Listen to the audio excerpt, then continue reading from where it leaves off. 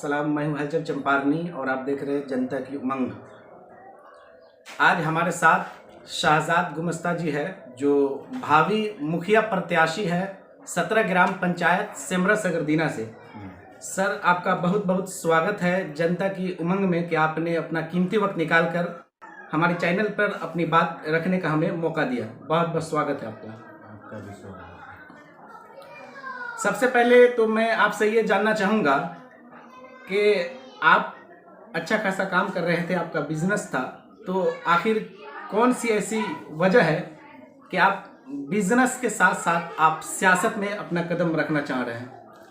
Lockdown में काफ़ी time से मैं बाहर था और लॉकडाउन में जब यहाँ आए तो यहाँ के जनता का हालात देखने के बाद बहुत बुरी परिस्थिति है इस पंचायत की जी।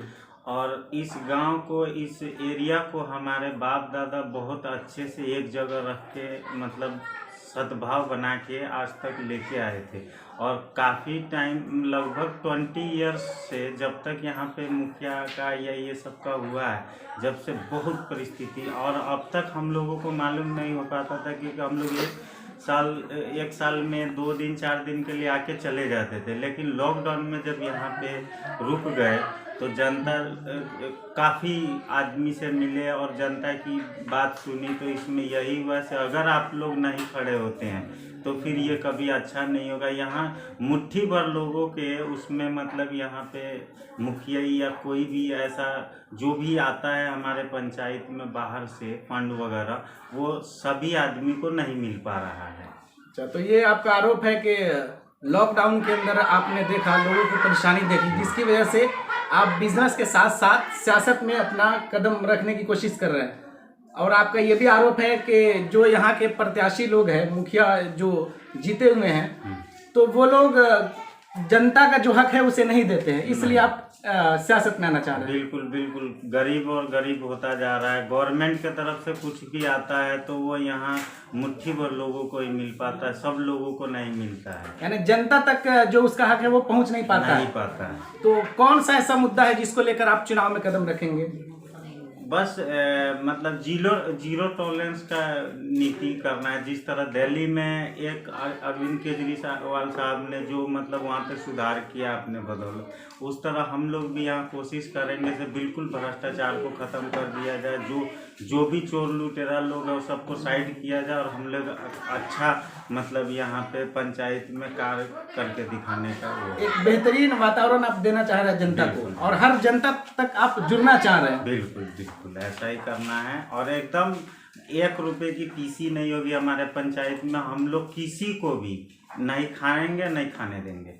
अच्छा, तो ये आपका जो लक्ष्य है वो काफी बेहतरीन है कि आप भ्रष्टाचार और लूट घसोट का जो माहौल है पंचायत के अंदर, आप उसे खत्म करने का निर्णय कर रहे हैं। बिल्कुल बिल्कुल, अगर पैसा ही कमाना होता तो मैं अपना इतना बड़ा बिजनेस नहीं छोड़ता। मैं बिजनेस इसलिए छोड़ा हूँ से यहाँ पे बिल्कुल 1 रुपये का कहीं किसी को भी नहीं मुझे चाहिए, नहीं किसी भी आदमी को हम लेने देंगे। अगर आपको काम करना, आप सेवा के भाव से हैं तो बस सेवा कीजिए। जी, आपका ये कहना है कि जो भी काम होता है उसमें पैसा लेकर काम किया जाता है? हाँ, यहाँ पे काफ़ी लोग काफ़ी जगह से इस तरह की कंप्लेंट है से इतना % पीसी होता है, उतना % पीसी होता है। ये पीसी में काम नहीं होता है पब्लिक का। उस सब को हम लोग किसी भी तरह से ख़त्म करेंगे। तो वो लोग जो पैसा लेकर काम कराते हैं, उन लोगों का ये कहना है कि उनसे ऊपर के जो अधिकारी है वो लोग बगैर पैसा लिए हुए काम नहीं करते हैं, इसलिए मजबूरन मुझे पैसा लेना पड़ता है। इस पर आप क्या कहना चाहेंगे? उसके लिए उस अधिकारी से हम लोग जब जनता भरोसा कर लेगी हमारे ऊपर, जब हम लोग जीत के आएंगे तो फिर उस अधिकारी से भी बात करेंगे हम लोग से। आप गवर्नमेंट के जॉब में हैं और आपको गवर्नमेंट की तरफ से पैसा मिल रहा है, अगर आप इससे सक्षम नहीं है तो आप अपनी कुर्सी छोड़िए जाइए। जो पैसा नहीं लेगा वही उस कुर्सी पे बैठेगा। तो उसके लिए जहाँ से जिससे भी पैरवी हो, जो भी करना पड़े हम करेंगे। वो कौन सा ऐसा काम है जो आपके पंचायत में नहीं हुआ है जो आप जीतने के बाद करेंगे? यहाँ पे सबसे बड़ा प्रॉब्लम ये है से कुछ मुट्ठी भर आदमियों का ही काम होता है, बाकी पूरे पंचायत का सारा लोग त्रासदी है। तो तो सब आदमी का बात सुना जाना चाहिए। और हर 10 रुपया आता है हमारे पंचायत में, तो 10 रुपया सभी आदमी तक जाना चाहिए जो उसके लायक है। इंदिरा आवास में भी इसी तरह होता है, 50% पैसा ऊपर से गायब हो जाता है। शिक्षा के सुधार के लिए आप क्या करेंगे? शिक्षा के सुधार के लिए बेहतर से बेहतर स्कूल का वो किया जाएगा। जैसे पुरवारी टुले पोखरा के साइड में आज तक जो ज़मीन नहीं दी गई, उसके बारे में हम लोग सोच रहे हैं। उसके लिए कहीं ना कहीं से जगह का अलॉट करेंगे। और उसके बाद स्कूल के बारे में भी अच्छा से अच्छा स्कूल हो और बच्चे का शिक्षा हो। हर पंचायत में लगभग बहुत सारे ऐसे टीचर्स हैं जिनका नाम तो होता है, वो सैलरी खा रहे होते हैं सरकार के पैसे का, लेकिन उसके बावजूद भी बच्चों को तालीम देने के लिए वो स्कूल नहीं हाजिर होते हैं। तो ऐसे भ्रष्टाचारी जो टीचर्स है उस पे आप क्या कदम उठाएंगे, क्या कार्रवाई करेंगे?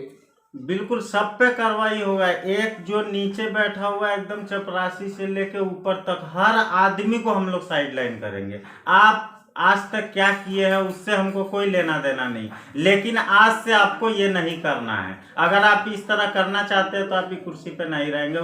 उसको कुर्सी से हटाने के लिए जो करना पड़ेगा हम करेंगे। यानी आप अज़्म मुसम्मम कर चुके हैं कि जो लोग भ्रष्टाचारी है या लूट घसोट कर रहे हैं तो उन पर आप सख्त कदम उठाएंगे। बिल्कुल। क्या जनता आपके इस फैसले का एहतराम करेगी? कितना विश्वास है आपको? 100% जनता आपके साथ है? सच के साथ जनता ही है। आप पंचायत में घूम रहे हैं तो जनता का रिस्पांस क्या आपके थे? बिल्कुल 100% रिस्पांस है। उन लोगों का सपोर्ट है? आपको लग रहा है से आप इस मरतबा चुनाव जीत रहे हैं? बिल्कुल, क्योंकि सब कुछ लोगों का कहना ये है, जो लोग नहीं विश्वास कर पा रहे थे अब वो लोगों को ये लग रहा है से इनके दादा अगर 100% काम करते थे, आज तक किसी भी ऐसे मसले में नहीं थे, तो ये भी करेंगे। आपके दादा इससे पहले सियासत में थे? नहीं, सियासत में नहीं थे, लेकिन यहाँ पे जो भी लोग का जो भी मैटर होता था उनको बुलाया जाता था और वो सॉल्व करते थे। 99% केसेस को वो घर में बैठ के सुलझा दिया करते थे। किसी भी तरह का कोई भी मैटर हो, वो ये नहीं चाहते थे जो कोर्ट कचहरी हो या मतलब कोई भी ऐसा मतलब पुलिस थाना हो जहाँ पे जाके आवाम का पैसा खर्चा हो। इसके लिए वो यहीं बैठ के खुद ही दोनों आदमी को सर्टिफाइड करा के और उसके बाद कहते थे ठीक है, हो गया। आपकी किससे लड़ाई है? किसको मान रहे हैं जो आप के मुकाबला में है, जो लड़ाई में आ सकते हैं? लड़ाई में तो अभी कोई भी नहीं है।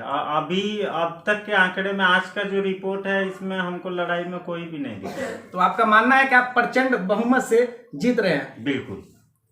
तो ये शहजाद भाई है, मैं इनसे आखिरी प्रश्न पूछना चाहूंगा। आप जनता को क्या संदेश देना चाह रहे हैं? जनता को यही संदेश देना है, न मैं 10 रुपया खर्चा करूंगा चुनाव में, मेरे पास रहने दीजिए। और आपका जो आता है फंड हो या कोई भी चीज हो, आप अपने पास रखिए।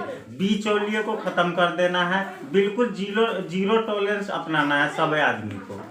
हमको लोभ लालच अगर पैसे की होती तो हम बिजनेस नहीं छोड़ते। बिजनेस इसमें कितना भी चोरी डकैती करी जाए, 1 करोड़ 2 करोड़ रुपया कमाया जा सकता है। मैं 5 करोड़ रुपया अपनी कंपनी से कमाता हूँ 5 साल में, उसको छोड़ के मैं इसमें इसलिए ये सेवा, यहाँ पे मुखिया का 1 रुपया का फंड नहीं है और यहाँ पे सिर्फ सेवा करना है।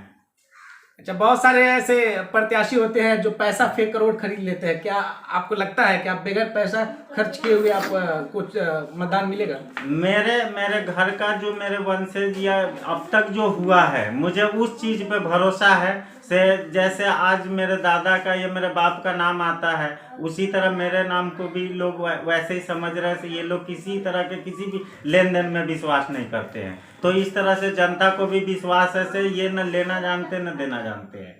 मोहतरम नाज़रीन, तो ये थे शहजाद गुमस्ता जी जो ये कह रहे थे कि जनता ने अगर हमको प्रचंड बहुमत से जिताया तो फिर लूट घसोट का जो बाजार गर्म है इस पंचायत के अंदर, उसे बंद कर देंगे और हर एक जनता तक सरकार की जानिब से जो भी फंड्स आएंगे हम उसे उन तक पहुंचाने की कोशिश करेंगे। मैं बहुत शुक्रगुजार हूं कि आपने अपना कीमती वक्त निकालकर हमारे चैनल पर अपनी कीमती बात रखी। और जनता से मैं ये अपील करना चाहूँगा, गुजारिश करना चाहूँगा कि आप अपना बहुमूल्य वोट देकर इनको मुखिया बनाएं और 5 साल तक इसको देखें कि ये इनका जो अज़्म है, इनका जो हौसला है वो आपके तई किस हद तक उतर पाता है।